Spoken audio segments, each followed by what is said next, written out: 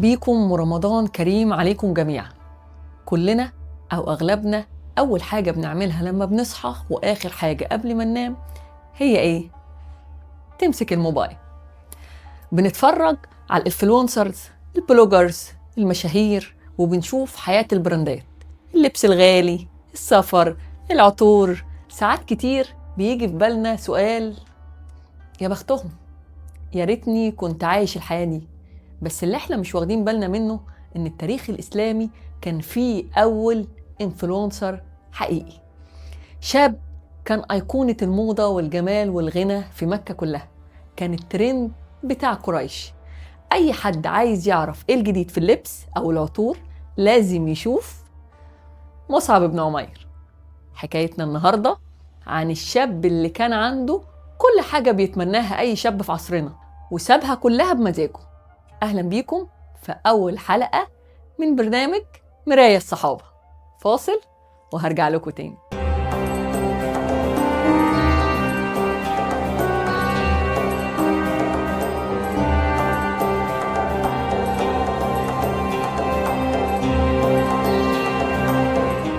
خلونا نتخيل مصعب بمقاييس النهاردة، شاب وسيم جدا، أهله أغنياء جدا، أمه كانت بتجيب له لبس مستورد مخصوص، وعطره كان مميز لدرجة إن لو مشي في الشارع الناس بتعرف إنه مر من هنا حتى لو ما شافوش. كان عايش في أعلى مستوياتها، وفجأة يسمع عن دين جديد، يسمع كلام النبي صلى الله عليه وسلم.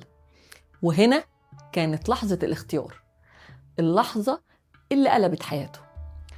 مصعب قرر يدخل في الإسلام، وأمه كانت مدللاه. قررت تحاصره. إزاي؟ قطعت عنه المصروف، حبسته، جوعته.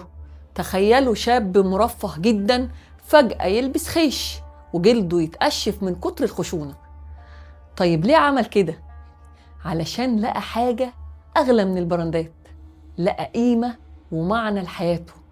مصعب لما راح المدينة كأول سفير للإسلام ما كانش لابس حرير، بس كان لابس كاريزما الإيمان وشخصية قوية وعلم، لدرجة إنه أسلم على إيده سادة المدينة كلها.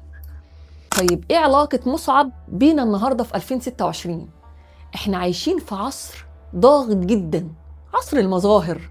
قيمتك بتتحسب بإنت لابس إيه، معك موبايل نوعه إيه، بتصيف فين. قصة مصعب بتعلمنا درس نفسي خطير.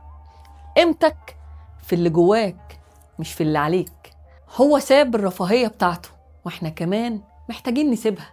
مش بقولك ارمي فلوسك ولا ما تلبسش شيك، بالعكس، ربنا جميل قوي، الله جميل يحب الجمال. بس الفكرة، هل الأشياء دي هي اللي بتملكك ولا انت اللي بتملكها؟ لو الانستجرام اتقفل النهاردة والفلوس قلت، هل هتفضل حاسس بقيمتك ولا هتحس انك ولا حاجة؟ مصعب بن عمير علمنا ان التغيير الحقيقي بيبدأ لما نتحرر من سيطرة الأشياء علينا. علشان كده التحدي بتاعنا النهاردة بسيط جدا. عايزاكم تراجعوا حساباتكم على السوشيال ميديا. أي حد بتتابعوه بيحسسكم بالنقص أو إن حياتكم مش حلوة، اعملوا له بلوك أو أنفولو.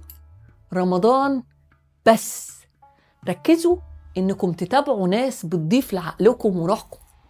مصعب بن عمير مات وما عندوش كفن يغطيه كله، بس اسمه لسه عايش كسيد شباب أهل الجنة. المظاهر بتخلص بس الأثر هو اللي بيبقى. وسؤالي ليكم في حلقة النهاردة: مين هو الشخص المشهور أو صانع المحتوى اللي بتتابعوه دلوقتي وبتحسوا فعلا إنه بيقدم قيمة حقيقية وبيحترم عقولكم وبتعتبروه قدوة وسط زحمة السوشيال ميديا؟ اكتبوا لي اسمه في التعليقات أو اعملوا له منشن، وخلونا نسلط الضوء على النماذج الإيجابية زي ما بنشوف النماذج التانية. واستنوني بكرة في حكايات تانية كتير، وحكاياتهم هي حكايتنا. رمضان كريم.